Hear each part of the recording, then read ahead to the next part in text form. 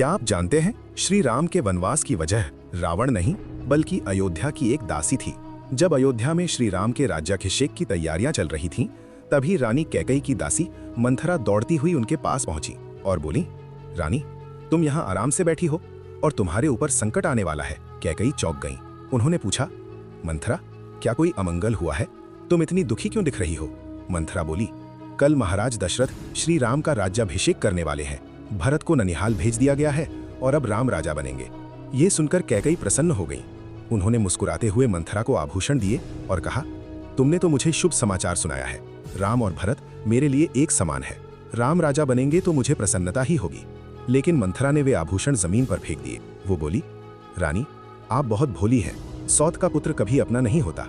आज राम राजा बनेंगे, कल उनका पुत्र राजा बनेगा, तब भरत का क्या होगा? अब कैकई सोच में पड़ गई।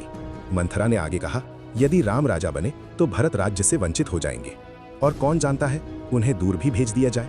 यदि आप भरत का भला चाहती हैं तो अभी कुछ कीजिए। धीरे धीरे मंथरा की बातें कैकई के मन में घर करने लगी। अब कैकई का चेहरा बदल चुका था। उन्होंने क्रोध में कहा, ठीक है, मैं श्री राम को वन भेजूंगी और भरत का राज्याभिषेक कराऊंगी। ये कहकर कैकई ने अपने आभूषण उतारकर मैले वस्त्र पहन लिए और कोप भवन में जाकर भूमि पर लेट गईं। यहीं से शुरू हुई श्री राम के वनवास की कथा, और उसी रात अयोध्या की खुशियां वनवास में बदल गईं। अगर आप आगे की कहानी देखना चाहते हैं तो कमेंट में पार्ट 2 अवश्य लिखें।